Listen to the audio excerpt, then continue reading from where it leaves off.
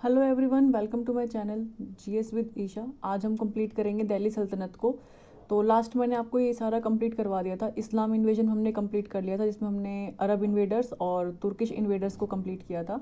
तो आज से दिल्ली सल्तनत करेंगे। ये काफ़ी बड़ा है, मैं कोशिश करूँगी आज तुगलक डायनेस्टी तक करवाने की। अगर नहीं हो पाया तो मतलब ये 2 वीडियोज़ में जाएगा ये, और फिर इसका एडमिनिस्ट्रेशन का एक सेपरेट वीडियो बनाऊंगी। तो प्रॉपर जो दिल्ली सल्तनत है वो 3 वीडियो में बनेगी, ठीक है। 3 पार्ट होंगे इसके।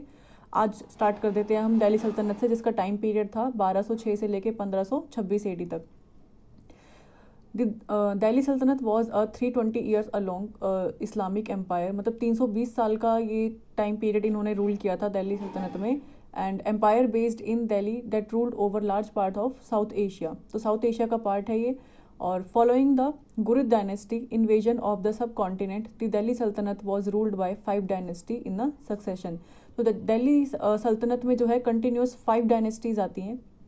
तो ये पांचों कौन सी आती है, एग्जाम में पूछा जाता है क्रोनोलॉजिकल ऑर्डर में, कि लाइन वाइज अगर पूछा जाए कि सबसे पहले कौन सा आया था, तो मामलुक डायनेस्टी को ही हम बोलते हैं स्लेव डायनेस्टी। तो कई बार मामलुक लिखा आता है, कई बार स्लेव डायनेस्टी लिखा आता है। तो इस चीज़ से आपको ध्यान रखना है। फिर नेक्स्ट हो जाता है खिलजी डायनेस्टी। उसके बाद आता है तुगलक डायनेस्टी। तुगलक के बाद आता है सैयद डायनेस्टी। सैयद के बाद हो जाता है लास्ट लोधी डायनेस्टी। तो कभी भी आपसे क्रोनोलॉजिकल ऑर्डर में पूछा तो कई बार बीच बीच में से भी निकाल के ऑप्शन दे देते हैं, या तो कोशिश करेंगे वो कि आपसे खिलजी से पूछेंगे लोधी तक। तो आपको ध्यान रखना है कि बीच में फिर मामलुक नहीं आएगा। तो पहले स्लेव डायनेस्टी है और लास्ट में लोधी डायनेस्टी, बीच के 3 आपको ध्यान रखने हैं। ये हो गया। ये ऑक्यूपाई करते हैं एक large area modern day India का, पाकिस्तान का, बांग्लादेश का, एज वेल एज जो भी साउदर्न पार्ट है नेपाल का, वो कुछ पोर्शन। अगर हमारा इंडिया अगर इस तरीके से है, ठीक है, तो ये जो नेपाल है यहाँ पे, इसका थोड़ा नीचे का साउदर्न पोर्शन ये इनके अंडर में था। पाकिस्तान था, इधर का बांग्लादेश था, ये सारा इनके अंडर था, और इंडिया तो इनके अंडर में था ही। तो सबसे पहले हम बात करेंगे मामलुक डायनेस्टी की, जिसे हम स्लेव डायनेस्टी भी बोलते हैं, यानी कि गुलाम वंश, ठीक है। Mamluk dynasty is also called the slave dynasty. The Mamluks wielded military and political power in Egypt. तो इनकी जो पहले पावर थी, पॉलिटिकल पावर, जो जहाँ से ये आए थे बाहर से, तो इनकी पावर जो इजिप्ट में थी, इराक में थी और इंडिया में थी। तो यहाँ पर ये इनका रूलिंग चलता था। ऑल थो दे वर स्लेव्स, यानी कि गुलाम थे, they were held in high regard by the ministers. अपने मिनिस्टर्स के द्वारा इनको जॉब्स दी गई थी। दे वर मोस्टली जनरल्स, ये जनरल्स की एक पोजीशन हुआ करती थी, वो होते थे, या फिर सोल्जर्स हुआ करते थे। Who fought for their masters, यानी जो भी इनके मास्टर होते थे उनके लिए लड़ा करते थे। यानी कि एक तरीके के दास मान सकते हो आप इनको, स्लेव को हम दास बोल सकते हैं, कि दासों की डायनेस्टी थी। इनके मास्टर्स हुआ करते थे, उनके हिसाब से ये काम करते थे, जो वो इनको आदेश देते थे उस तरीके से काम करते थे। अब बात ये है कि ये कैसे बने, मतलब इनका जो है ये अपना खुद का एम्पायर कैसे वो कर पाए। तो हमने लास्ट जो मोहम्मद गौरी पढ़ा था, उनके ये दास थे। आगे हम पढ़ेंगे इस बारे में। Mamluk dynasty was established in Delhi, किसके द्वारा, बाय कुतुबुद्दीन ऐबक, ठीक है। तो कुतुबुद्दीन ऐबक जो है ये स्लेव डायनेस्टी के फाउंडर है। The Mamluk rule has been divided into 2 parts bye historians, यानी कि जो स्लेव डायनेस्टी है ये 2 पार्ट्स में हिस्टोरियंस के द्वारा डिवाइड करी गई है। पहला है बाहरी पीरियड और दूसरा है बुर्जी पीरियड। बाहरी पीरियड जो है ये है 1250 से लेके 1382 तक, और जो बुर्जी पीरियड है ये 82 से लेके 1517 तक है, ठीक है। ये आपको ध्यान रखना है। इट इज़ सजेस्टेड दैट, ऐसा कहा जाता है कि reason for this division was based on the political dominance of the regiments which was known as by these names. ये बोलने की कोशिश कर रहे हैं कि ये जो 2 डिवीज़न है ये किसी पॉलिटिकल रीज़न की वजह से हुआ था उस एरिए में, तो इसलिए ये 2 डिवीज़न में डिवाइड किया गया था इसको, किसको, स्लेव डायनेस्टी को। The 3 major sultans at the time were, जो 3 मेजर सुल्तान्स थे जिनके बारे में एग्जाम में क्वेश्चन आता है, पहले हैं कुतुबुद्दीन ऐबक जो कि फाउंडर हैं स्लेव डायनेस्टी के। फिर आते हैं शाम उद्दीन इल्तुतमिश, इनका पूरा नाम है, अगर एग्जाम में आपको दे दिया कि ये पूरा नाम है तो आपको ध्यान रखना है कि शाम्स उद्दीन इल्तुतमिश है, कई बार सिर्फ इल्तुतमिश दे के पूछा जाता है। एंड गियासुद्दीन बलबन, सिर्फ बलबन भी आता है, और गियासुद्दीन बलबन, आपको पूरा नाम भी इसका ध्यान रखना है। स्लेव डायनेस्टी का अगर इंट्रोडक्शन करूँ, जिसको हम मामलुक डायनेस्टी भी बोलते हैं, आपको ये ध्यान रखना है, ठीक है, दोनों नाम। Established by Qutbuddin Aibak, dynasty जो है इनकी, स्लेव डायनेस्टी जो है ये 1206 से 1290 तक चली थी। It was the first of the dynasties to rule as a Delhi सल्तनत, ये पहली डायनेस्टी थी अब तक की जिसने रूल किया था एज अ दिल्ली सल्तनत, और यहीं से दिल्ली सल्तनत स्टार्ट होता है। डायनेस्टी एंडेड, ये डायनेस्टी एंड हो जाती है when Jalaluddin Firoz Khilji overthrew, ठीक है, लास्ट मामलुक रूलर। मतलब इसके बाद हमें पता चल गया कि लास्ट स्लेव डायनेस्टी के बाद कौन आने वाले हैं? खिलजी, जो जलालुद्दीन फिरोज खिलजी जिनका नाम है, वो क्या करते हैं, लास्ट जो मामलुक रूलर यानी जो लास्ट स्लेव रूलर होते हैं, मुजुद्दीन कियाकाबाद इन 1990। देखिए यहाँ पे दिखाया है कि ये ग्रेट रूलर्स हैं, लेकिन जो लास्ट रूलर रहा है स्लेव डायनेस्टी का, उनका नाम है मुइज़-उद-दीन कियाकाबाद इन 1290। तो इनको डिफीट किया था किसने? खिलजी ने, जिनका नाम था जलालुद्दीन खिलजी। तो आपको यहाँ से एक आइडिया लग गया कि नेक्स्ट जो डायनेस्टी है वो खिलजी डायनेस्टी है, और जो खिलजी डायनेस्टी के जो फाउंडर है वो जलालुद्दीन है। ठीक है, dynasty was succeeded by the Khilji. तो इस डायनेस्टी को किसने सक्सीड किया था? खिलजी डायनेस्टी ने। And the second dynasty of the Delhi सल्तनत। ये छोटा सा इंट्रोडक्शन था, इसके आगे हम डिटेल में पढ़ेंगे एक एक रूलर के बारे में। कुतुबुद्दीन ऐबक की अगर हम बात करें तो 1206 से लेकर 1210 यानी कि ऑलमोस्ट 4 साल का इनका टाइम पीरियड था। The first ruler of Mamluk dynasty. ठीक है, born to a Turkish family in Central Asia, यानी कि तुर्किश फैमिली से ये बिलोंग करते थे। इनको बेचा गया था एज अ स्लेव, यानी कि दास। पहले होता था ना ऐसे कि अगर पेरेंट्स कर्जा नहीं चुका पाते थे तो उनके वो अपने बच्चों को दास प्रथा में डाल देते थे, यानी कि दास के रूप में किसी भी राजा को बेच दिया करते थे। तो कुतुबुद्दीन ऐबक को भी बेचा गया था एज अ स्लेव, दास बनाकर। किसको? मोहम्मद गौरी को, जो कि रूलर था of Ghor in Afghanistan. Aibak rose up the ranks, मतलब ये बना तो दास लेकिन धीरे धीरे इसने गौरी का ट्रस्ट जीता और इसकी रैंक बढ़ती चली गई और ये गौरी का मोस्ट ट्रस्टेड जनरल बन गया और कमांडर बन गया। He was given the charge of गौरीज Indian possession after 1192।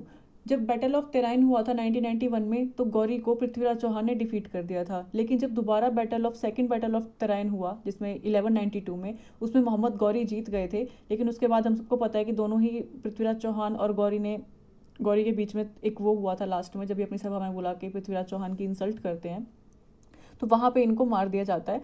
तो कहने का मतलब है कि इंडिया में जो है गौरी के बाद जो गौरी का राजपाट है वो किसने संभाला था? कुतुबुद्दीन ऐबक ने। व्हेन गौरी वॉज असैसिनेटेड, जब मोहम्मद गौरी को असैसिनेट कर दिया गया था तो ऐबक ने डिक्लेयर कर दिया था खुद को सुल्तान ऑफ दिल्ली। जब गौरी की डेथ हुई तो कुतुबुद्दीन ऐबक ने खुद को दिल्ली का सुल्तान बना दिया। कब? 1206 में। तो अगर एग्जाम में क्वेश्चन आया कि गौरी जब मर गया था, उसको असैसिनेटेड हुआ था, और ऐबक ने अपने आप को कब सुल्तान बनाया था दिल्ली में? 1206 में। Started construction of the Qutub ul Islam. तो पहला क्वेश्चन यहाँ से ये बनता है कि पहला मुस्लिम दिल्ली सल्तनत रूलर जिसने दिल्ली में मस्जिद बनाई थी या मौसिक बनाया था कुवैत उल इस्लाम, वो कौन था? तो वो कुतुबुद्दीन ऐबक था। This is one of the first Islamic monument in the northern India. तो नॉर्थ इंडिया का पहला इस्लामिक मॉन्यूमेंट है जिसका नाम है कुवैत उल इस्लाम, जो कि दिल्ली में कुतुबुद्दीन ऐबक के द्वारा बनवाया गया था। He begin the construction of Qutub Minar in Delhi. तो कुतुब मीनार का कंस्ट्रक्शन भी किसने करवाया था? कुतुबुद्दीन ऐबक ने। He was also known as lakh Bakhsh. तो अगर एग्जाम में आया कि लाख बख्श के नाम से किसको जाना जाता है, तो कुतुबुद्दीन ऐबक को जाना जाता है, giver of lakhs for his generosity. However he was also responsible for the destruction and desecration of many Hindu temples. तो ये क्या बोल रहा है कि कुतुबुद्दीन ऐबक ने जहाँ पर नॉर्थ इंडिया में पहली बार मस्जिद बनाई, कुतुबुद्दीन ऐबक ने कुतुब मीनार बनाया, वहीं दूसरी साइड इन्होंने जो हिंदू टेम्पल्स थे उनको काफ़ी ज़्यादा डिस्ट्रॉय किया, उनका जो नामो निशान इसने मिटाने की कोशिश करी थी नॉर्थ इंडिया में। ही जो इसका रीज़न था टिल हिज डेथ इन 2012 तक, 2010 में इसकी डेथ हो गई थी, आपको ये ध्यान रखना है। और he was said to have been trample to death by a horse. तो यानी कि हॉर्स के द्वारा, हॉर्स पे ये दौड़ लगा रहे थे उस टाइम पे, वहाँ से गिरते वक्त इनकी डेथ हो गई थी, ऐसा कहा जाता है। He was succeeded by Aram Shah. Aram Shah मतलब कोई होगा, उनके द्वारा इनको सक्सीड किया गया था। तो आराम शाह जो है ये काफ़ी वीक रूलर थे, तो ये ज़्यादा टाइम तक टिक नहीं पाए थे, इसलिए इनके बारे में कभी पढ़ाया नहीं जाता है। तो जो मेन कुतुबुद्दीन ऐबक के बाद जो मेन रूलर आते हैं वो होते हैं इल्तुतमिश। ठीक है, इनका रीज़न होता है 1211 से लेकर 1236 तक का। तो Aram Shah was a weak ruler. It is not clear whether he was a son of Aibak और नॉट। मतलब ये काफ़ी वीक रूलर थे आराम शाह जो है, और ऐसा कहीं से हमें पता नहीं चलता है कि क्या ये कुतुबुद्दीन ऐबक के बेटे थे या नहीं थे। He was conspired against by a group of nobles who invited Shamsuddin Iltutmish to be the ruler. तो इनको जो है उनके ग्रुप ऑफ नोबल्स हुआ करते कि पहले के जो राजा हुआ करते थे ना, वो अपने कोर्ट में नोबल्स रखा करते थे, यानी कि जैसे मिनिस्टर्स आप बोल सकते हो, जो पढ़े लिखे व्यक्ति होते थे जो उनकी सुनते थे, मिनिस्ट्रीज आप मान सकते हो नोबल्स को। तो इन्होंने जो है आराम शाह को वहाँ से हटा दिया था उस पद से, और इनवाइट किया था शमसुद्दीन इल्तुतमिश को, यानी इल्तुतमिश को उन्होंने इनवाइट किया कि वो यहाँ पर आके दिल्ली सल्तनत का रूलर बने और वहाँ की गद्दी संभाले। तो इल्तुतमिश जो है ये सन इन लॉ थे ऐबक के, यानी कि जो कुतुबुद्दीन ऐबक था उसके सन इन लॉ थे कौन, इल्तुतमिश। और he ruled Ghurid region of northern India, यानी कि जो गुरिद रीजन था उसमें इन्होंने नॉर्थ इंडिया में वहाँ पे रूल किया इल्तुतमिश ने। He was a Turkic slave, ये तुर्किक स्लेव थे, ये भी दास थे, बॉर्न इन सेंट्रल एशिया, ठीक है, इनको भी सेल किया गया था। Iltutmish was the greatest of the slave ruler of Delhi. तो इल्तुतमिश जो है ये ग्रेटेस्ट रूलर थे, जो कि स्लेव डायनेस्टी से अगर माना जाए तो सबसे ज़्यादा ग्रेटेस्ट रूलर रहे हैं ये दिल्ली में। ही शिफ्टेड हिज कैपिटल, बहुत इंपॉर्टेंट क्वेश्चन है, एग्जाम में कई बार आ चुका है कि ऐसा कौन सा रूलर था दिल्ली सल्तनत का, या डायरेक्ट पूछ लेंगे कि कौन सा रूलर था जिसने जो है कैपिटल लाहौर से दिल्ली शिफ्ट करी थी, तो वो इल्तुतमिश था जिसने कि अपनी कैपिटल लाहौर से दिल्ली शिफ्ट करी थी। इल्तुतमिश की अगर इन्वेजन और पॉलिसीज़ की बात करें कि कहाँ कहाँ इसने इन्वेड किया यानी आक्रमण किया और उसकी पॉलिसीज़ क्या रही थी आक्रमण करने की, उसके बारे में भी एग्जाम में क्वेश्चंस आते हैं। तो इल्तुतमिश की जो फोर्स थी उन्होंने कैप्चर किया था बिहार को इन 1210 में एंड इन्वेडेड बंगाल इन 1225, यानी कि इन्होंने बिहार पे अपना कैप्चर किया और इन्होंने बंगाल में भी आक्रमण किया था। During the first half of the मतलब कहने का मतलब है कि जब फर्स्ट हाफ ऑफ सेंचुरी चल रहा होगा 1200 का, इल्तुतमिश ने नेग्लेक्ट किया इंडस रिवर वैली को, जो कि मेन इंडिया में एंटर करने का जो एरिया है वहाँ पर इल्तुतमिश ने ध्यान नहीं दिया। इंडस में जो रिवर वैली है वहाँ की, which was contested between the Mongols, the Khwarazm kings and Qabacha, तो ये तीन लोग वहाँ पर आके रहने लग गए थे। Post the decline of the Mongol and the Khwarazmian threat, Qabacha took over the region but Iltutmish ने इन्वेड कर लिया अपनी टेरिटरी ड्यूरिंग, मतलब कहने का मतलब है कि इन तीनों ने कोशिश करी कि वो अंदर आ सके इंडिया में और मतलब इल्तुतमिश से लड़ाई कर सके, उसका जो एरिया है वो ये छीन सके, लेकिन ऐसा हो नहीं पाया था। इल्तुतमिश ने सही टाइम पे अपनी टेरिटरी को सेव कर लिया था। He defended his empire against Mongol invaders, इसने मंगोल्स से अपने एम्पायर को सेव कर लिया था। And also resisted the Rajputs के भी इसने सेटलमेंट कर ली थी। 1221 में क्या हुआ, he stopped an invasion by led by, मतलब इसने एक इन्वेजन और हुआ था जो कि लेड किया गया था गेंघिस खान के द्वारा। तो गेंघिस खान ने जो है इन्वेजन किया था, आक्रमण किया था, उसको भी इल्तुतमिश ने रोक दिया था कब, 1221 में। ही कंप्लीटेड द कंस्ट्रक्शन, देखिए कुवैत उल इस्लाम और कुतुब मीनार जो बनवाया था और कुवैत उल इस्लाम जो मस्जिद बनाई थी वो कुतुबुद्दीन ऐबक ने बनवाई थी, यानी कि कंस्ट्रक्शन स्टार्ट करवाया था, लेकिन उस कंस्ट्रक्शन को कंप्लीट करवाया था इल्तुतमिश ने। ये एग्जाम हमेशा पूछा गया है कि कुतुब मीनार का कंस्ट्रक्शन या प्रॉपर कंप्लीट किसने बनवाया था, तो इल्तुतमिश ने बनवाया था। He set up administrative machinery for the kingdom, तो इसने काफ़ी सारी एडमिनिस्ट्रेटिव मशीनरी बनाई थी जिनका नाम था, वो नाम भी हम आगे पढ़ेंगे। ही बिल्ट मॉसिक, इसने मस्जिद बनवाई, वाटर वर्क्स बनवाए जहाँ से पानी इकट्ठा हो सके। Other amenities at Delhi, Delhi में इसने काफ़ी काम करवाया था इल्तुतमिश ने। और making to fit to be the seat of power, मतलब इसने हर वो एक कोशिश करी अपनी एडमिनिस्ट्रेशन चलाने के लिए जिसकी वजह से ये अपनी गद्दी पे बैठा रहे और इसको कोई गद्दी से हिला ना पाए। ही इंट्रोड्यूस्ड द टू कॉइन्स, तो दो कॉइन्स इसने इंट्रोड्यूस करे दिल्ली सल्तनत में, दी सिल्वर टंका और कॉपर जित्तल। देखिए सिल्वर टंका ये भी एक कॉइन था और कॉपर जित्तल भी एक कॉइन था। अगर ये एग्जाम में पूछ लिया आपसे कि टाका, और आपको सिल्वर भी नहीं देंगे, सिर्फ टाका और जित्तल दे के टर्म पूछ देंगे कि किससे रिलेटेड है, तो ये कॉइन से रिलेटेड है। इस तरीके से क्वेश्चन आते हैं। या फिर ये पूछ लेंगे कि इल्तुतमिश के टाइम पे कैसे कॉइन मिलते थे, तो सिल्वर और कॉपर कॉइन्स मिलते थे, ये भी ध्यान रखना है। इसने इंट्रोड्यूस किया था इक्तदारी सिस्टम। अब इक्तदारी सिस्टम क्या है हम वो भी देखेंगे। In which the kingdom was divided into iqtas, यानी कि किसी रीजन में, जैसे आज हम डिस्ट्रिक्ट्स में डिवाइड कर देते हैं किसी रीजन को, डिस्ट्रिक्ट्स में भी सब डिस्ट्रिक्ट्स होते हैं और सिटीज़ होती हैं, तो वैसे ये भी क्या करता था, छोटे छोटे रीजन्स को इक्ताज में डिवाइड करता था, which were assigned to noble in exchange of salary. He died in, तो ये मरता कब है, 1236 में, and was succeeded by his daughter. तो जब इल्तुतमिश की डेथ होती है तो इनके बाद कौन बैठता है, रजिया सुल्तान, जो कि पहली मुस्लिम रूलर हैं जो दिल्ली सल्तनत की गद्दी पे बैठती हैं। एग्जाम में क्वेश्चन बहुत बार पूछा गया है कि first female Muslim ruler who ruled Delhi सल्तनत, तो कौन है वो, Razia Sultan. As he didn't consider his son equal to the task, तो उन्होंने अपने बेटे को नहीं दिया, उन्होंने अपनी बेटी को अपनी गद्दी दी कि तुम संभालो, रजिया सुल्तान। तो रजिया सुल्तान के खिलाफ काफ़ी ज़्यादा आवाज़ें उठी थी क्योंकि वो लड़की थी और लड़कियों को मुस्लिम में या इस्लाम में माना नहीं जाता है कि वो खुले में आकर सत्ता संभालें या जो भी करें। तो रज़िया सुल्तान का जो रीज़न था वो 1236 से लेकर 1240 यानी कि सिर्फ 4 साल ही रूल कर पाई, जबकि इन्होंने काफ़ी अच्छे से एडमिनिस्ट्रेशन और अपनी गद्दी संभाली थी, बट काफ़ी अपोजिशन होने के वजह से ये 4 साल से ज़्यादा रूल नहीं कर पाई थी। तो ये पैदा हुई थी 1205 में, इल्तुतमिश की डॉटर है। Was given a sound education by her father, तो इनको जो साउंड की एजुकेशन है वो किसने दी थी, वो इल्तुतमिश ने दी थी। She was the first and last Muslim woman, देखिए पहली भी है और लास्ट भी है जिसने रूल किया है दिल्ली सल्तनत पे। ऑल्सो नोन एज रज़िया अल दीन, तो रज़िया सुल्तान को रज़िया अल दीन के नाम से भी जाना जाता है। Before ascending to the throne of Delhi, मतलब कह रहे हैं कि दिल्ली के सिंहासन पे बैठने से पहले आफ्टर हर फादर्स डेथ, मतलब इनके फादर की डेथ हो गई थी, क्योंकि जब उन्होंने अनाउंस कर दिया था इल्तुतमिश ने कि मेरी जगह पे मेरी बेटी बैठेगी, तो इनको सिंहासन पे बिठाने से पहले ही इल्तुतमिश की डेथ हो गई थी। The reason was briefly handed over to her half brother, जिसका नाम था रुकन उद्दीन फिरोज़। तो रुकन उद्दीन जो फिरोज़ है ये रज़िया सुल्तान के बेटे थे, तो आधा रीज़न इनके अंदर था, लेकिन जो मेन सल्तनत की जो हेड बनी वो रज़िया सुल्तान बनी थी। But after Firoz assassination within 6 months of his ascendancy, the nobles agreed to place Razia on the throne. यानी फिरोज़ का जो है असैसिनेशन हो गया था, तो उसके बाद जो है जो नोबल्स थे उनके कोर्ट में इल्तुतमिश के, उन्होंने डिसाइड किया कि हम रज़िया सुल्तान को गद्दी पे, पूरी जो सिंहासन है वो हम उसके नाम पे कर देंगे, वो बैठेगी सिंहासन पे और वही रूल करेगी। She was known as the efficient and just ruler. She was married to Malik Ikhtiyaruddin Altunia, तो इन्होंने किससे शादी करी थी, तो ये यूपीएससी के एग्जाम में नहीं आता है।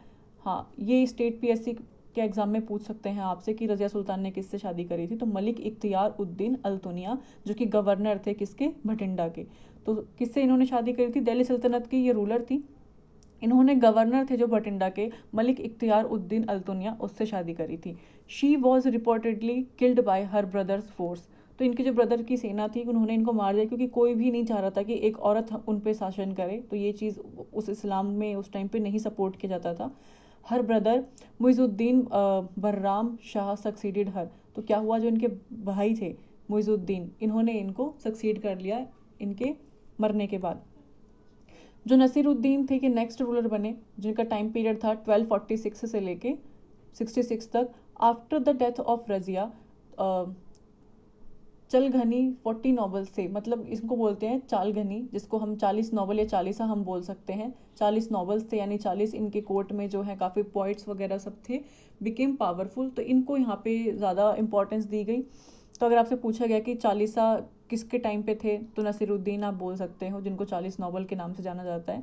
हाउ एवर आफ्टर 6 ईयर, 6 साल बाद बलबन ने सक्सीड कर लिया in putting Nasiruddin Mohammad a younger son on Iltutmish as sultan. क्या कह रहा है कि 6 साल बाद इसने जब रूल किया नसीरुद्दीन ने, तो उसके 6 साल बाद बलबन ने सक्सीड किया in putting Nasiruddin Mohammad a younger son of, जो नसीरुद्दीन मोहम्मद है ये बड़े बेटे थे, छोटे बेटे बोल सकते हो आप इनको, किसके, इल्तुतमिश के, as a sultan. Nasiruddin was interested in philosophy, ये फिलोसफी में इंटरेस्टेड थे। He was insufficient to rule, तो ये ज़्यादा टाइम तक रूल नहीं कर पाए, कैपेबल नहीं थे ये रूल करने के लिए, काफ़ी वीक रूलर माने गए हैं ये। He was dethroned by the prime minister Balban, तो बलबन जिन्होंने इनको 6 साल बाद नसीरुद्दीन को बिठाया था शासन पे, उन्होंने ही इनको उतार दिया शासन से, क्योंकि ये बहुत वीक रूलर थे। तो उसके बाद क्या होता है, तो जो गियासुद्दीन बलबन है ये खुद को अपने आप को जो नेक्स्ट नोबल रूलर रहे हैं रजिया के बाद, इंपॉर्टेंट बोला जाए तो वो गियासुद्दीन बलबन रहे हैं, जिनका टाइम पीरियड है 1266 से लेके 1287 तक। तो स्टोरी समझ में आ गई कि रजिया सुल्तान को उन्हीं के भाई मार देते हैं, वो फिर गद्दी पे बैठते हैं, फिर बलबन जो है ये प्राइम मिनिस्टर बनते हैं और ये नसीरुद्दीन को बिठाते हैं, लेकिन 6 साल बाद रूल करने के ये नसीरुद्दीन को सिंहासन से खुद ही हटा देते हैं, क्योंकि नसीरुद्दीन जो है वो कैपेबल नहीं होते हैं शासन करने के।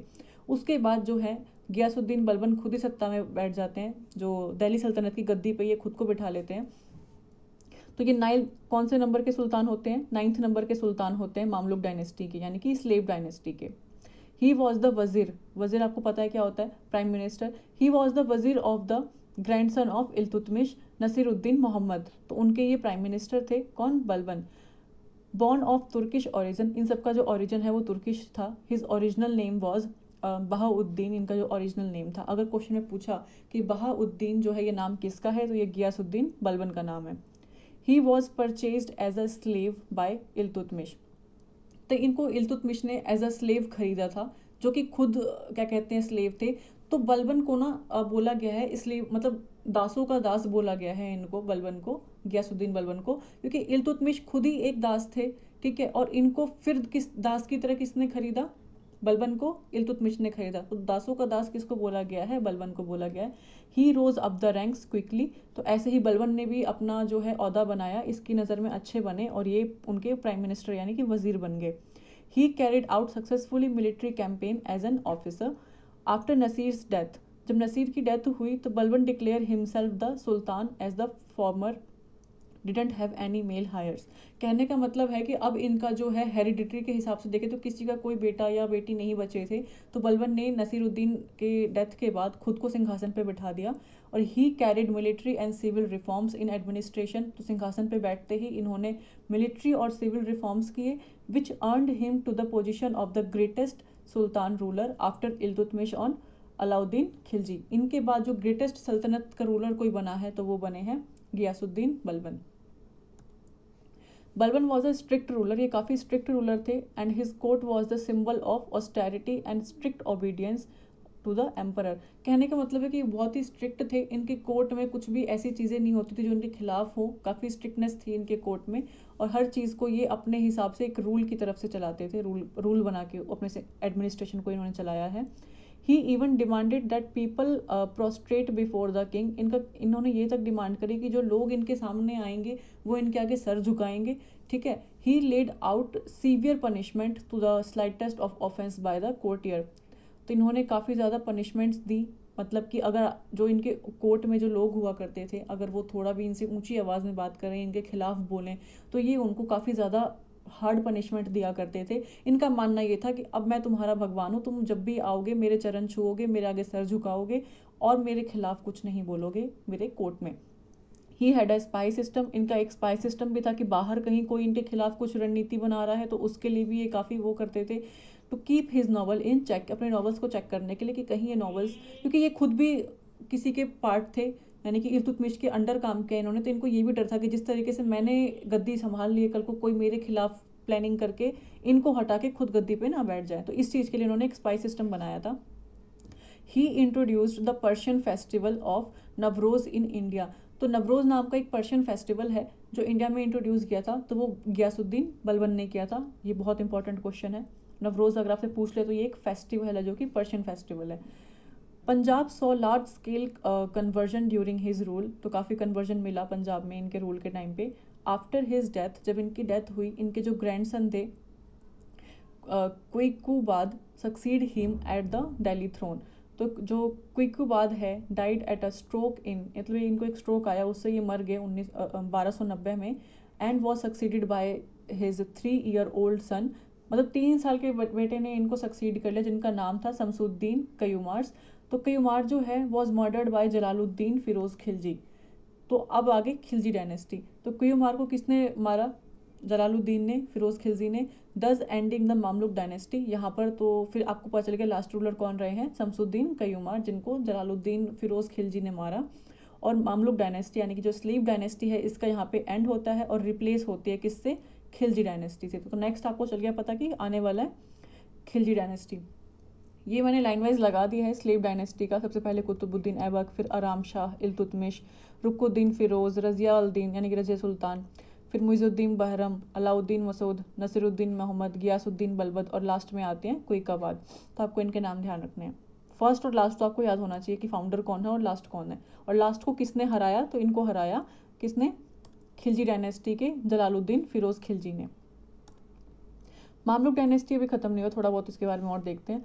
तो Mamluk dynasty came to end when the last ruler Muizuddin Mohammad Qaiqabad was thrown out of the rule by Khilji Jalal ruler, जो कि मतलब जलालुद्दीन फिरोज खिलजी थे, इन्होंने इनको डिफीट किया, हराया।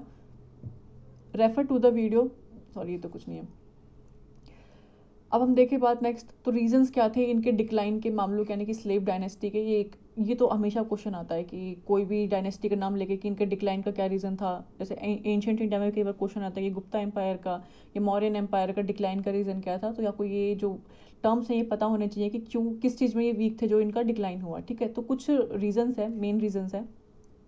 इंटरनल फ्रिक्शन था, क्योंकि जब कोई राजा बनता था तो उनके जो नॉवेल्स थे 40 नॉवेल्स थे, वो आपस में ही कुछ ना कुछ करके सत्ता गिराते और उठाते रहते थे, तो इंटरनल फ्रिक्शन था, कोई भी किसी को भी हटा के बैठ सकता है। Between the member of the dynasty damage the long term integrity of the सल्तनत, मतलब ये चाहते तो और लंबे समय तक ये राज कर सकते थे।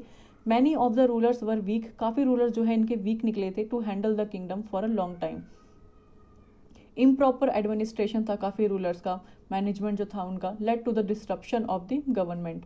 तो कहीं ना कहीं ये 3 रीज़न थे इनके कि इसकी वजह से ये डिक्लाइन हुआ। नेक्स्ट आता है हमारा खिलजी डायनेस्टी। तो आज हम कोशिश करेंगे 3 डायनेस्टी कंप्लीट करेंगे, ठीक है। खिलजी डायनेस्टी की अगर हम बात करें तो दिल्ली सल्तनत का टाइम है ये 1290 से लेकर 1320 तक का। The Khilji dynasty was a Turko Afghan dynasty ruled between, ये टाइम पीरियड मैंने आपको बता दिया, it was the second dynasty of the Delhi सल्तनत ऑफ इंडिया। तो फर्स्ट कौन सी थी? फर्स्ट थी हमारी क्या कहते हैं, स्लेव डायनेस्टी, जिसको हम मामलुक डायनेस्टी बोलते हैं। सेकेंड डायनेस्टी दिल्ली सल्तनत में कौन सी है? Khilji dynasty. This dynasty is remembered for conquest into modern day of south India. तो इस जो खिलजी डायनेस्टी है, इसने जो आज का जो साउथ इंडिया है वहाँ पर इन्होंने काफ़ी कॉन्क्वेस्ट किए, मतलब विजय प्राप्त करी, एंड सक्सेसफुल रिपील किया मंगोल्स को इन्वेजन। जो मंगोल्स का इन्वेजन एक तरीके से देखा जाए तो जो स्लीप डायनेस्टी थी उन्होंने भी रोका, उसके बाद खिलजी डायनेस्टी ने भी अच्छे से इनके आक्रमण को रोका था मंगोल्स के। जो जलाल थे, जिनको हम बोलते हैं Firoz Khilji, was the first sultan of the Khilji dynasty, जिन्होंने रूल किया 6 साल तक, 90 से लेके 96 तक। एट द एज ऑफ 70 साल की उम्र में इनका जो है असैसिनेशन होता है। The last descent of the slave dynasty he assassin, अच्छा मतलब ये कह रहा है कि इन्होंने असैसिनेट किया किसका? स्लेव डायनेस्टी के जो लास्ट रूलर थे उनका, and declared himself sultan of Delhi सल्तनत। He was slain by his nephew, इनको जो इनके जगह कौन आ जाते हैं? अलाउद्दीन खिलजी इनकी जगह आते हैं और असेंड कर लेते हैं थ्रोन को। कौन आते हैं? जलालुद्दीन खिलजी के नेफ्यू, यानी कि इनके भतीजे जो हैं अलाउद्दीन खिलजी, ये आते हैं। और फॉलोइंग अलाउद्दीन खिलजीज डेथ, मलिक कफूर आते हैं, installed his 6 years old son, जिसका नाम है Shihabuddin, on the throne of the Delhi सल्तनत। देखिए स्टोरी ये है कि सबसे पहले आते हैं जलालुद्दीन फिरोज खिलजी, उसके बाद जो है इनके भतीजे आते हैं अलाउद्दीन खिलजी। जब अलाउद्दीन खिलजी की डेथ हो जाती है तो मलिक काफूर जो उनके कोर्ट के काफ़ी इंपॉर्टेंट पर्सन होते हैं, वो जो है अलाउद्दीन खिलजी के छोटे बेटे होते हैं शिहाबुद्दीन, उनको दिल्ली सल्तनत की गद्दी पर बिठा देते हैं। तो प्रॉपर स्टोरी ये चल रही है।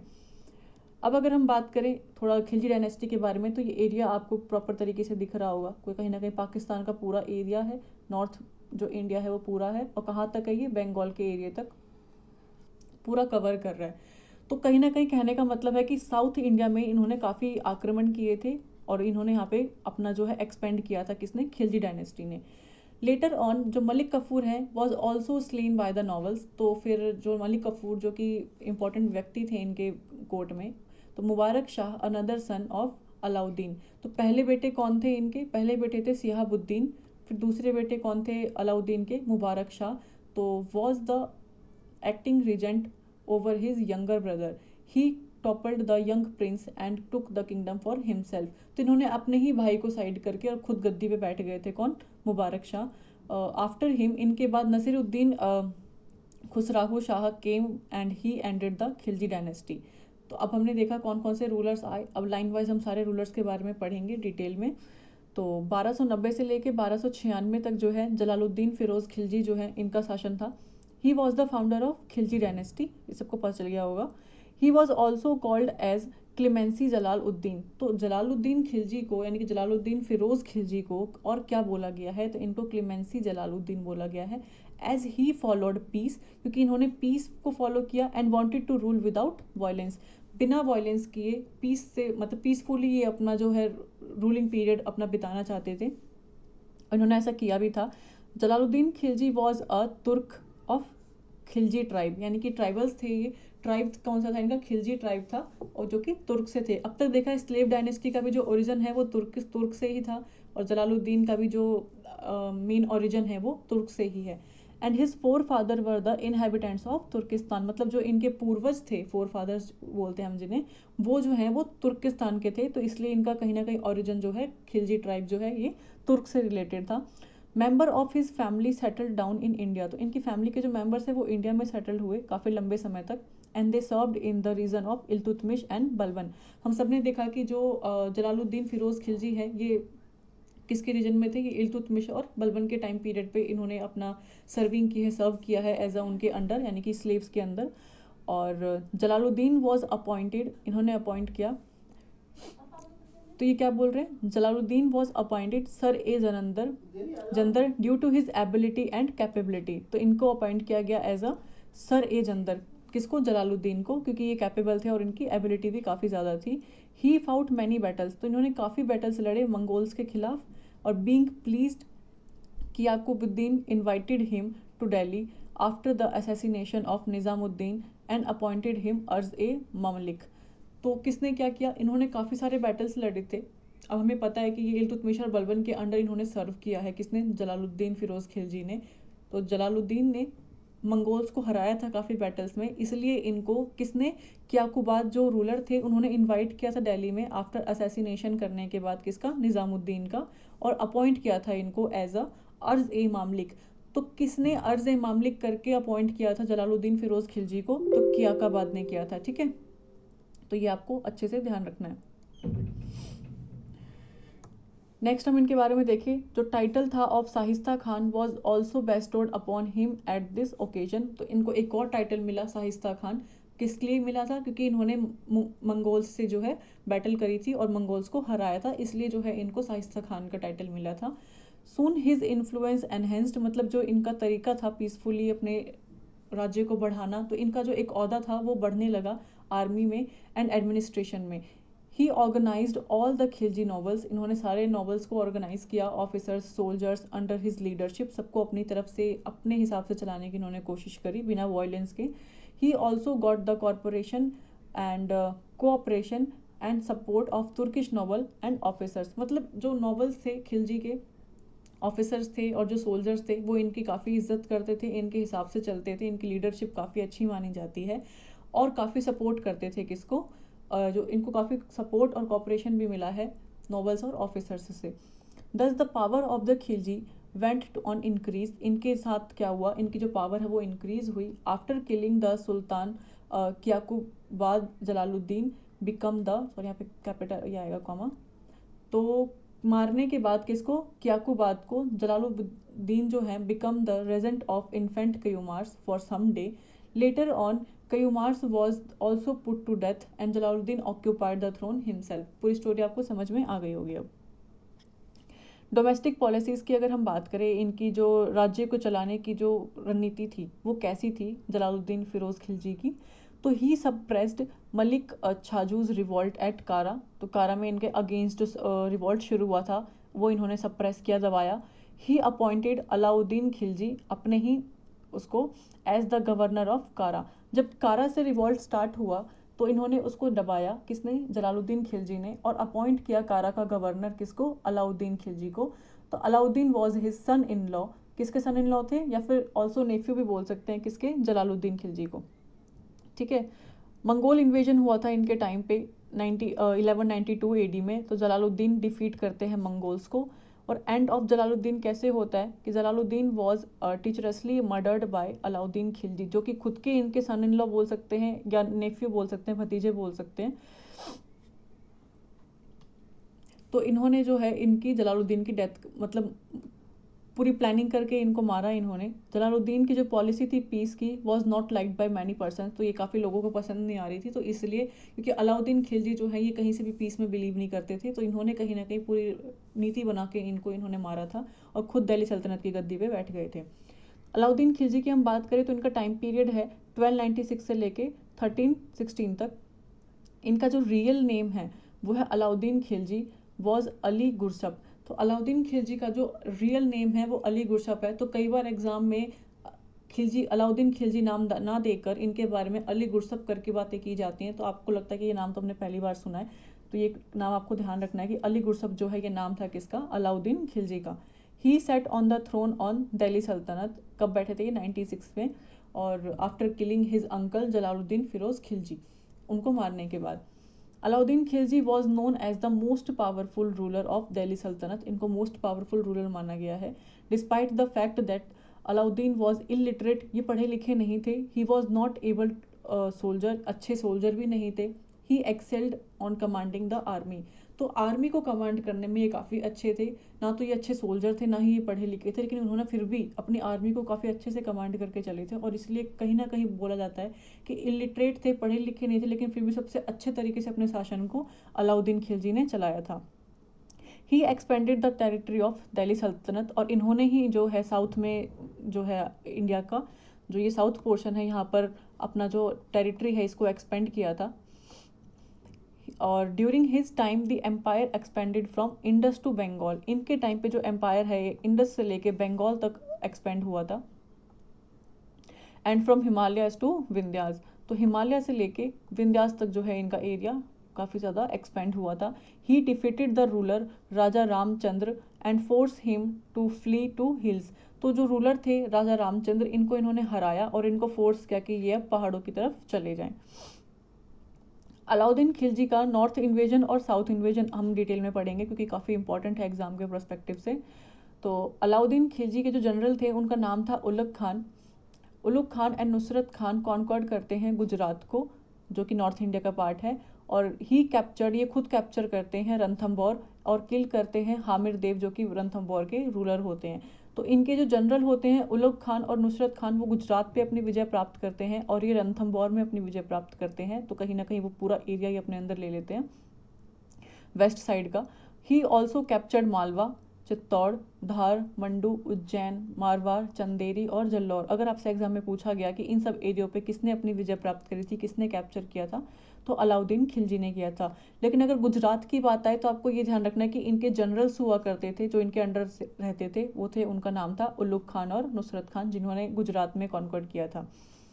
अलाउद्दीन खिलजी का इन्वेजन अगर हम साउथ में देखें, साउथ इंडिया में, तो ही वॉज द फर्स्ट सुल्तान जिसने अटैक किया था साउथ इंडिया में। दिल्ली सल्तनत का पहला सुल्तान कौन था जिसने साउथ इंडिया पर अटैक किया था, तो वो था Alauddin Khilji. He sent his confident and general Malik Kafur, तो मलिक कफूर जो इनके जनरल थे, इन्होंने उनको भेजा against the ruler of south, south India में लड़ने के लिए। तो साउथ में जो है प्रताप रुद्र सेकंड थे जो कि वारंगल से थे, रामचंद्र देव थे, और the Yadav kings of Devgiri, Devgiri के किंग थे, और वीरा बलाला थर्ड जो कि होयसाला किंग थे। तो इन सबको डिफीट किया किसने, मलिक कफूर ने। किस किस को, प्रताप रुद्र सेकंड जो कि वारंगल से थे, रामचंद्र देव को, और यादव किंग थे जो कि देवगिरी से थे, और तीसरे लास्ट किंग थे वीरा बलाला थर्ड जो कि होयसाला किंग थे। इनको डिफीट किया था मलिक कफूर ने। तो ये आपको इनके नाम ध्यान रखने हैं। ही कंस्ट्रक्टेड अ मॉस्क, यानी कि मस्जिद बनवाया था इन्होंने, कहाँ पे, रामेश्वरम में। तो फर्स्ट रूलर जिसने साउथ में अपना मस्जिद बनवाया था तो वो थे अलाउद्दीन खिलजी, कहाँ पे, रामेश्वरम में। The kingdom of the south acknowledge the power of Alauddin Khilji, तो साउथ के लोगों को इनकी पावर का पता चला, and paid his monetary tributes, और इनको जो है पैसे ये भेजते रहते थे एज अ ट्रिब्यूटरी।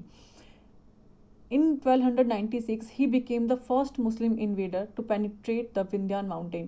तो 96 में क्या होता है, 1296 में ये पहले मुस्लिम रूलर या इन्वेडर बनते हैं जो विंध्यान माउंटेन को क्रॉस करके डेक्कन में जाके अपनी विजय प्राप्त करते हैं। आफ्टर डिफीटिंग द हिंदू राजा देवगिरी, देवगिरी के जो हिंदू राजा होते हैं जिनका नाम मैंने आपको अभी बताया, उनका नाम था यादव किंग, ठीक है, उनको इन्होंने हराया। ऑप्टेन अ बूटी डेट कंटेन्ड, तो इनको क्या क्या मिला उनको हरा के, 17,250 पाउंड्स ऑफ गोल्ड मिले इन्हें, 200 पाउंड्स ऑफ मतलब मोतियाँ जो प्योर पर्ल्स होती हैं वो मिली, और 28,250 पाउंड्स ऑफ सिल्वर मिले इनको। किसको हराने पे, हिंदू राजा देवगिरी के जो थे उनको हराने पे इनको इतना सब कुछ मिला। और सपोर्टेड बाय क्रैक ट्रूप्स, इनको ट्रूप्स भी दिए गए, and arms with these riches, तो इन सब में इनको काफ़ी सारे वेपन्स दिए गए, आर्म्स दी गई, कुछ मतलब आर्मी के लोग दिए गए। He assassinated his father in law and proclaimed himself the sultan of Delhi, ये खुद के फादर इन लॉ को असैसिनेट करते हैं, हमने देखा जलालुद्दीन खिलजी को ये मार के खुद गद्दी पे बैठ जाते हैं और दिल्ली सल्तनत संभालते हैं। फिर इनके टाइम पे जो मंगोल इन्वेजन होता है जिसको ये हराते हैं, हम थोड़ा उसके बारे में पढ़ेंगे क्योंकि काफ़ी इंपॉर्टेंट है। अलाउद्दीन खिलजी सक्सेसफुली रेसिस्ट करते हैं the Mongol invasion more than 12 times, तो 12 बार कम से कम मंगोल्स जो हैं इनके टाइम पे इन्वेड करते हैं, आक्रमण करते हैं, और ये हर बार इनको जवाब देते हैं और जीता है इन्होंने। अलाउद्दीन खिलजी ने सक्सेसफुली एनकाउंटर किया था द इन्वेजन ऑफ मंगोल्स। और मंगोल्स के जो फोर्स थे उनके नंबर थे अराउंड, देख सकते हैं 2 लाख के अराउंड इनका जो नंबर था मंगोल्स जब अटैक करते थे इंडिया पर अंडर कुतुलुक ख्वाजा। कुतुलुक ख्वाजा के अंडर जो है मंगोल्स ने इंडिया में आक्रमण किया था। 2 लाख सेना लेकर आए थे ये लोग अपने साथ। और जो ग्रैंडसन थे ऑफ कुबलाई खान, तो under Qutlugh Khwaja the grandson of Kublai Khan Alauddin met the Mongols. तो इसमें क्या होता है, जो अलाउद्दीन है ये मंगोल्स से मिलते हैं बैटल फील्ड में, जहाँ युद्ध भूमि होती है वहाँ मिलते हैं। कहाँ पे? नियर सीरी। सीरी के पास जो बैटल फील्ड है वहाँ पर अलाउद्दीन खिलजी जो है मंगोल्स से मिलते हैं और डिफीट करते हैं उनको बार बार। ठीक है। Alauddin at some point during his rule had tried to imitate Hazrat Mohammad and establish करते हैं न्यू रिलीजन। तो होता क्या है, ये अपना रिलीजन को बढ़ाने में काफ़ी बिलीव करते थे अलाउद्दीन खिलजी। तो बार बार ये ट्राई करते थे, जो हज़रत मोहम्मद थे जिनको मानते थे लोग, उनको हटा के ये अपना खुद का एक रिलीजन स्टैब्लिश करना चाहते थे। He also aspired to become a second Alexander. इन्होंने कोशिश करी and gave instruction to Muslim to take his name in the नमाज। मतलब कहीं ना कहीं चाहते थे, जो नमाज लोग पढ़ते थे उसमें ये लोगों को फोर्स करते थे कि इनका नाम लिया जाए, और कहीं ना कहीं मानते थे कि ये अपने आप को कि सेकंड अलेक्जेंडर। तो सेकंड अलेक्जेंडर किसको कहा जाता है, अगर एग्जाम में आया ये क्वेश्चन, तो अलाउद्दीन खिलजी को बोला जाता है। इन्होंने रणथंबोर में भी अपनी विजय प्राप्त करी थी, आक्रमण किया था वहाँ पर, तो उसके बारे में भी हम देखते हैं। तो अलाउद्दीन खिलजी ने लेड किया था a siege of the fort of Ranthambore after जो किंग थे यहाँ के राजा Hamir had given shelter to Mohammad Shah. तो राजा हमीर थे, इन्होंने मोहम्मद शाह को अपने अंदर शरण दिया। ठीक है। तो इसलिए जो है अलाउद्दीन खिलजी ने रणथंबोर में अटैक किया था फोर्ट पे। And this happened in 1299 AD। After initial failure, कई बार फेल होने के बाद अलाउद्दीन ने क्या किया, कैप्चर कर लिया फोर्ट रणथंबोर का with the help of Rajput trailer जिनका नाम था रनमल। तो रनमल ने हेल्प किया इनको रणथंबोर में पूरे फोर्ट को कैप्चर करने के लिए, जो कि खुद एक राजपूत रूलर थे, फिर भी ये अपने ही राजपूत के अगेंस्ट जाके इन्होंने मुस्लिम की हेल्प करी थी। तो हामिर देव जो वहाँ के राजा थे रणथंबोर के, अलॉन्ग विद मोहम्मद शाहबाज, इनको मार दिया गया वहाँ पे। इन्होंने चित्तौड़ में भी कॉन्क्वेस्ट किए थे, वो भी देखते हैं हम। द आर्मी ऑफ दिल्ली सल्तनत इन्वेड करती है, आक्रमण करती है चित्तौड़ में 1303 में। और Chittor was ruled by Rawal Ratan Singh. तो रतन सिंह वहाँ पे रूल कर रहे थे चित्तौड़ में। और it is believed that Alauddin coveted Padmini. मतलब हम सबको पता है कि रतन सिंह की वाइफ थी पद्मिनी, आप सबने मूवी भी देखी होगी, रानी ऑफ चित्तौड़ थी। तो कहीं ना कहीं अलाउद्दीन जो है उनको देखना चाहते थे काफ़ी ज़्यादा, उनको बस पता चला था कि वो काफ़ी सुंदर है। After 8 month siege Chittor was finally won by sultan of Delhi. ये सारी स्टोरी आप लोगों को चित्तौड़ वाली पता होगी क्योंकि मूवी सबने देखी होगी। The highlights of Alauddin Khilji's rule. अब इनके हाईलाइट्स क्या थे कि ये इतने लंबे समय तक टिक पाए और इतना लंबा रूल कर पाए। ही इंट्रोड्यूस्ड दाग, इन्होंने दाग इंट्रोड्यूस किया, और चेहरा ड्यूरिंग हिज रूल। किसने? अलाउद्दीन खिलजी ने इंट्रोड्यूस किया दाग और चेहरा अपने रूलिंग पीरियड में। दाग क्या था? ये एक सिस्टम था ऑफ ब्रांडिंग द हॉर्स। और चेहरा जो था was related to the biometric information about soldiers. तो दाग जो था वो एक ब्रांड करने का सिस्टम था, सिस्टम ऑफ ब्रांडिंग थी जिसको हॉर्स के बारे में, जिसको हम दाग बोलते थे। और चेहरा was related to biometric information about soldiers. तो आपको ये ध्यान रखना है कि चेहरा में सोल्जर्स की बायोमेट्रिक इंफॉर्मेशन होती थी और दाग में हॉर्स की ब्रांडिंग के बारे में बात की गई है। तो ये दोनों ही टर्म काफ़ी इंपॉर्टेंट है, दाग और चेहरा। He treated his novel with an iron hand. तो इन्होंने अपने नॉवल को आयरन हैंड की तरह ट्रीट किया, मतलब काफ़ी सख्ताई थे, काफ़ी स्ट्रिक्ट थे ये, और किसी को भी इन्होंने अपनी मनमानी नहीं करने दी थी। He forbade them to marry among each others family. ठीक है। He also setup separate market for food grains. इन्होंने फूड ग्रेन्स के लिए काफ़ी ज़्यादा मार्केट्स बनाई थी, अलग अलग सेपरेट मार्केट्स। अगर एग्जाम में पूछा गया कि मार्केट रिफॉर्म्स कौन लेकर आए थे, तो अलाउद्दीन खिलजी मार्केट रिफॉर्म्स लेके आए थे, जो कि एक अच्छी बात थी क्योंकि हर फूड ग्रेन्स के लिए इन्होंने अलग अलग मार्केट बनाई थी। और क्लॉथ्स के लिए दीवाने रियासत और Shahana-i Mandi were created by him to control the market. तो मार्केट रिफॉर्म में दीवाने रियासत और शाहाने मंडी कौन लेकर आया था मार्केट को कंट्रोल करने के लिए? तो वो लेकर आए थे अलाउद्दीन खिलजी। एग्जाम में ये बहुत बार पूछा जा चुका है। Diwan-i Mustakhraj was introduced by Alauddin Khilji to know and collect the revenue. अब देखिए, इसने मार्केट तो इसने सेपरेट कर दिया, क्या मार्केट बनाई? दीवाने रियासत और शाहाने मंडी। अब इनसे जो रिवेन्यू लेगा उसको इन्होंने क्या बनाया? दीवाने मुस्तक राज, जो कि इन्होंने अलाउद्दीन खिलजी ने ये इंट्रोड्यूस किया था कलेक्ट करने के लिए रिवेन्यू जो कि आसपास के एरिया में होते, ठीक है। The espionage system was strengthen, इस सिस्टम से इन्होंने अपने आप को काफ़ी इकोनॉमिकली स्ट्रॉन्ग किया। Alauddin was the first sultan of Delhi to have standing army. तो दिल्ली सल्तनत का पहला सुल्तान जिसने अपनी खुद की एक स्टैंडिंग आर्मी रखी वो कौन था? वो था अलाउद्दीन खिलजी। ये पॉइंट अलग से बना लेना। The iqta system introduced by Iltutmish, तो जो इल्तुतमिश ने इक्ता सिस्टम बनाया था, इक्तास जो छोटे छोटे रीजन्स बनाए थे इसने अबॉलिश कर दिया। किसने? अलाउद्दीन ने। तो अगर क्वेश्चन आया कि इल्तुतमिश के द्वारा जो इक्ता सिस्टम बनाया गया था उसको किसने अबॉलिश किया था, तो अबॉलिश्ड बाय किसके द्वारा? अलाउद्दीन खिलजी के द्वारा। और जो सैलरी थी वॉज पेड टू सोल्जर्स को ये कैश में सैलरी दिया करते थे, ठीक है। Alauddin died in 1316 AD amid chaos within the empire, तो इनकी डेथ हो गई थी 1316 में। और हिज जो इनके बेटे थे were not capable enough to carry the his legacy, मतलब इन जो अलाउद्दीन खिलजी के जो बेटे थे खुद के, वो कैपेबल नहीं थे कि वो सत्ता संभाल पाए। तो Alauddin was a strong and capable ruler of India. तो ये काफ़ी इंपॉर्टेंट पर्सनैलिटी है जिनके बारे में आपको एक एक चीज़ ध्यान रखनी है। ये भी इंपॉर्टेंट है कि इन्होंने जो है सैलरी लोगों को, सोल्जर्स को कैश में दी थी, ठीक है। डोमेस्टिक पॉलिसीज़ जो इनकी बात करें अलाउद्दीन खिलजी की, वो भी देखनी है हमें।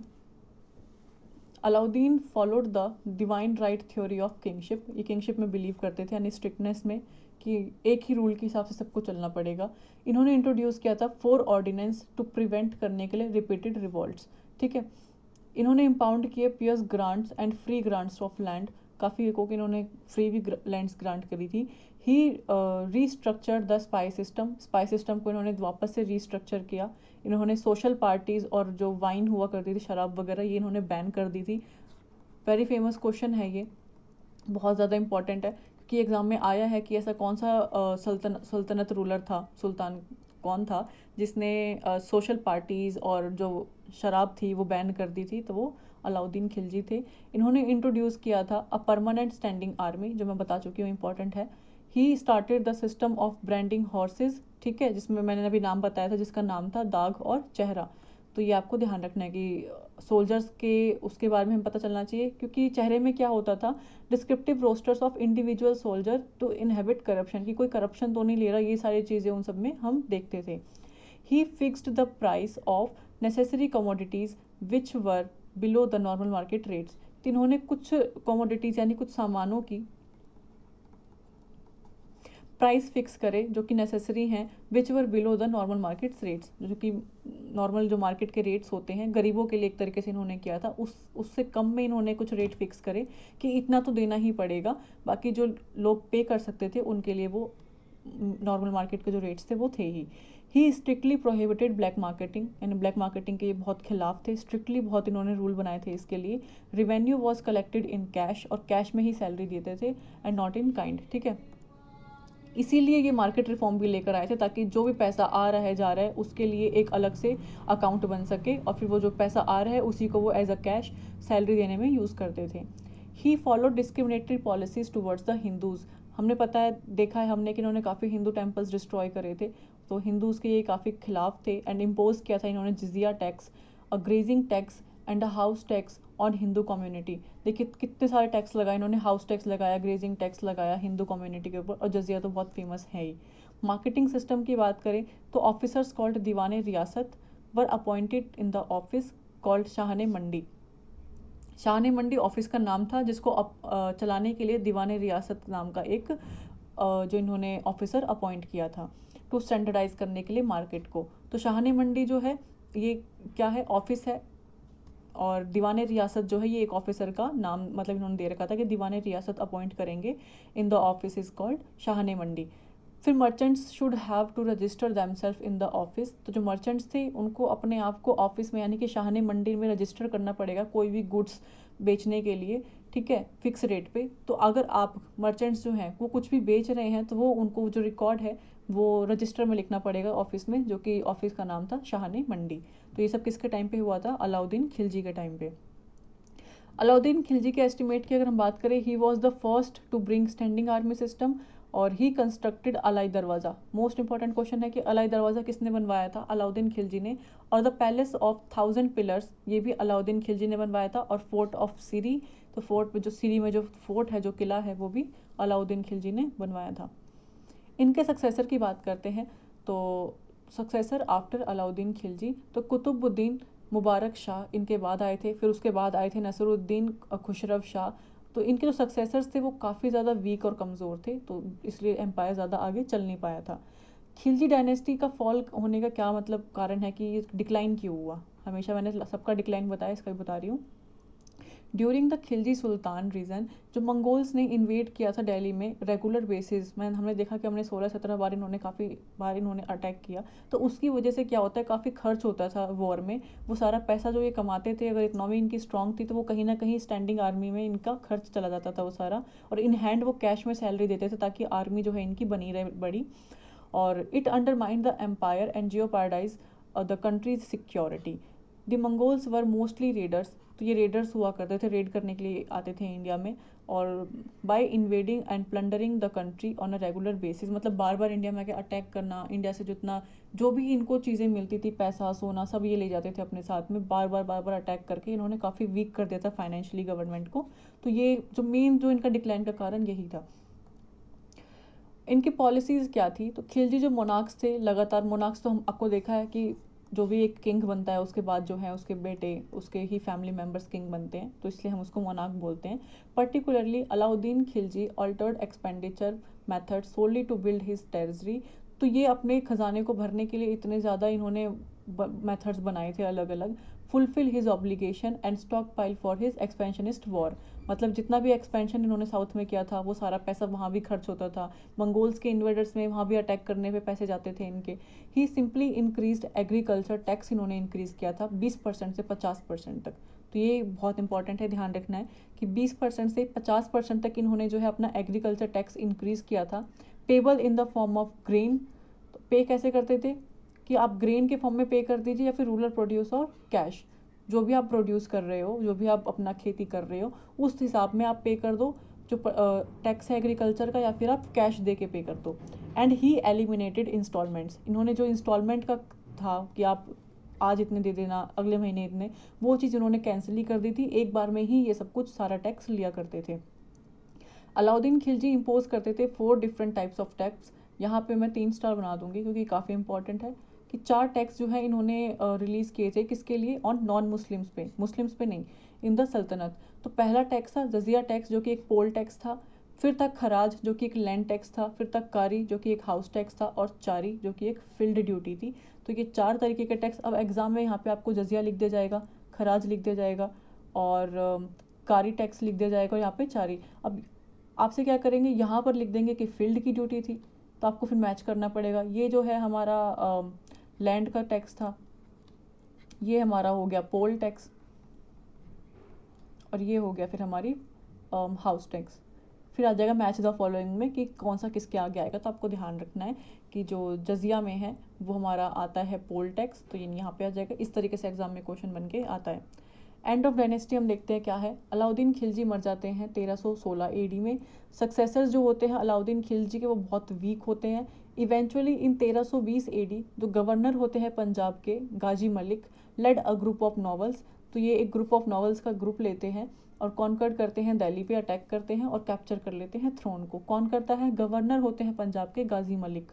ठीक है, तो गाजी मलिक होते हैं ये अज्यूम्ड करते हैं द नेम गियासुद्दीन तुगलक, ये अपने आप को गियासुद्दीन तुगलक का नाम देते हैं एट दिल्ली, जब ये दिल्ली में अटैक करते हैं अपने 40 नोबल्स, मतलब ग्रुप ऑफ नोबल्स के साथ, गाजी मलिक। तो गियासुद्दीन तुगलक का रियल नेम क्या है? गाजी मलिक है, ये आपको याद रखना है। और he founded the Tughlaq dynasty, dynasty of ruler. तो यहाँ से ये जो गाजी मलिक है ये तुगलक डायनेस्टी को स्टैब्लिश करते हैं। तो आज हम सिर्फ तुगलक डायनेस्टी तक कंप्लीट कर लेते हैं क्योंकि काफ़ी बड़ा है, तो तुगलक डायनेस्टी हम कंप्लीट कर लेंगे, उसके बाद हम देखेंगे कितना बड़ा है ये। तुगलक डायनेस्टी भी बहुत ज़्यादा बड़ा है, इसमें भी कम से कम अभी आधा घंटा चला जाएगा। तो आज हम यहीं पे एंड कर देते हैं इसको। नेक्स्ट हम तुगलक डायनेस्टी के आगे का सारा कंप्लीट करेंगे। तो ये हमने अभी 2 डायनेस्टी कंप्लीट कर ली, हमारी स्लेव डायनेस्टी और खिलजी डायनेस्टी। आज के लिए इतना ही काफ़ी है। पार्ट सेकंड मैं अगले दिन लेके आऊँगी। और पार्ट थर्ड में फिर हम इनका proper administration, officers, offices, economy decline क्या था, इनका हर चीज़ हम उसमें चेक करेंगे। तो आज के लिए इतना ही। Thank you.